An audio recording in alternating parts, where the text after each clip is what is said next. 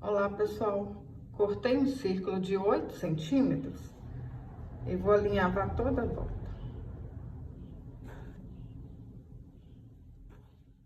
Alinhavei toda a volta e vou colocar uma tampinha de refrigerante aqui dentro. Puxa bem e arremata. Pessoal, eu tô usando linha de pipa, mas qualquer linha que seja resistente dá certo. Cortei 30 fios de lã de 14 centímetros e amarrei no meio. Pessoal, chama as crianças e vão fazer essa vovozinha linda. As crianças vão gostar de fazer uma surpresa para a avó. E as vovós também vão adorar ganhar esse mimo, hein? Chama as criancinhas aí para te ajudar. Ó, ajeita aqui assim e amarra.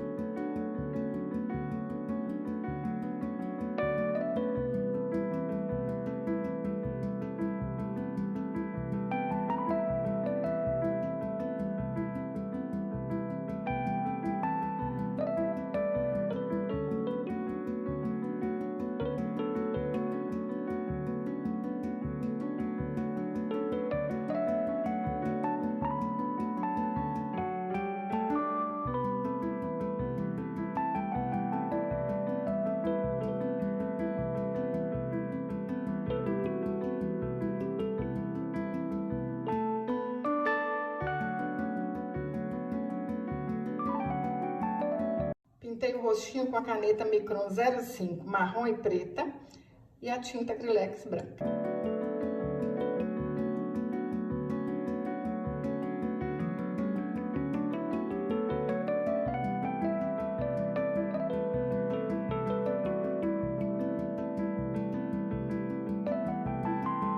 Qualquer arame fininho dá para fazer o óculos. Eu vou usar esses pistilos que eu tenho.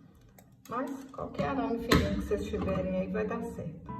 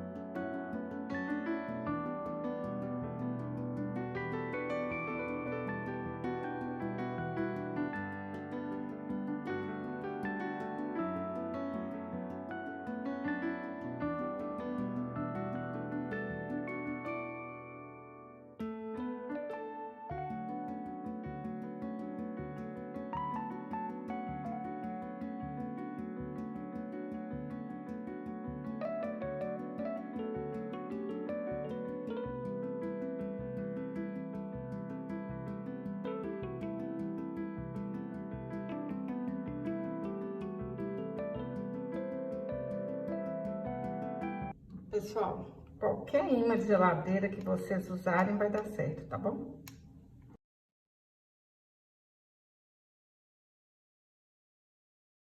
Fala pra mim, vai fazer essa vovozinha pra vender ou pra presentear? Se você gostou desse vídeo, curte, compartilhe, deixe um comentário. Até o próximo vídeo. Saúde e paz!